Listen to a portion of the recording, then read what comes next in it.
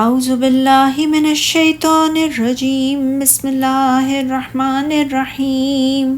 فانتقمنا منہم فاغرقناہم فی الیم بانہم کذبوا بآیاتنا وکانوا عنہا غافلین۔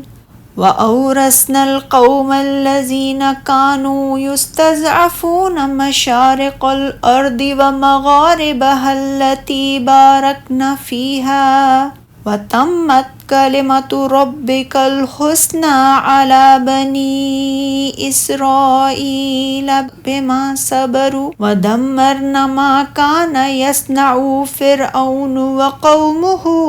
وَمَا كَانُوا يَعْرِشُونَ۔ پھر ہم نے ان سے انتقام لیا تو انہیں سمندر میں غرق کر دیا، کیونکہ انہوں نے ہماری آیات کو جھٹلایا تھا اور وہ ان سے بے پرواہ ہو گئے تھے۔ اور ہم نے ان لوگوں کو جو کمزور سمجھے جاتے تھے اس زمین کے مشرق اور مغرب کا وارث بنا دیا،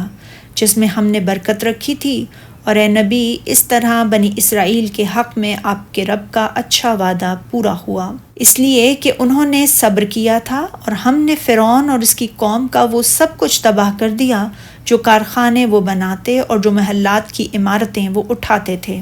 اللہ تعالیٰ نے بیان فرمایا ہے کہ جب فرعونی بغاوت اور سرکشی میں حد سے بڑھ گئے، حالانکہ انہیں یک کے بعد دیگر متواتر کئی بار مختلف آزمائشوں میں مبتلا کیا گیا تھا، تو اللہ تعالیٰ نے ان سے انتقام لیتے ہوئے انہیں دریا میں غرق کر دیا۔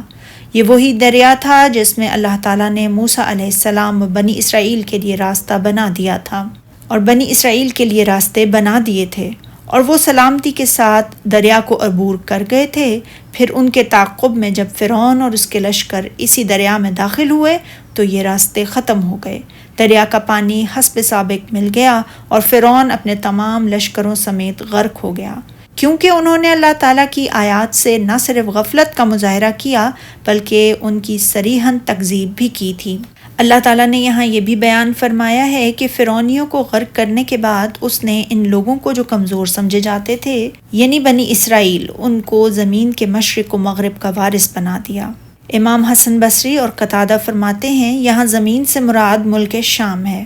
اور ارشاد باری تعالیٰ ہے اور بنی اسرائیل کے بارے میں ان کے صبر کی وجہ سے تمہارے پروردگار کا وعدہ نیک پورا ہوا۔ امام مجاہد اور ابن جریر فرماتے ہیں اس وعدہ نیک سے مراد حسب ذیل ارشادات ہیں جو اللہ تعالیٰ نے فرمائے سورہ قصص میں۔ اور ہم چاہتے تھے کہ وہ لوگ ملک میں کمزور کر دیے گئے ہیں ان پر احسان کریں اور ان کو پیشوا بنائیں اور انہیں ملک کا وارث کریں، اور ملک میں ان کو قدرت دیں، اور فرعون اور حامان اور ان کے لشکر کو وہ چیز دکھا دیں جس سے وہ ڈرتے تھے۔ اور فرعون اور قوم فرعون جو بناتے تھے سب کو ہم نے تباہ کر دیا، یعنی فرعون اور اس کی قوم نے جو عمارات اور کھیت بنائے تھے ہم نے سب تباہ کر دیے، اور ان محلات کو جو وہ بلند کرتے تھے۔ حضرت ابن عباس رضی اللہ تعالیٰ عنہ اور مجاہد فرماتے ہیں یعرشون کے معنی ہیں جو وہ بناتے تھے۔ سبحانک اللہم و بحمدک، اشہد ان لا الہ الا انت، استغفرک و اتوب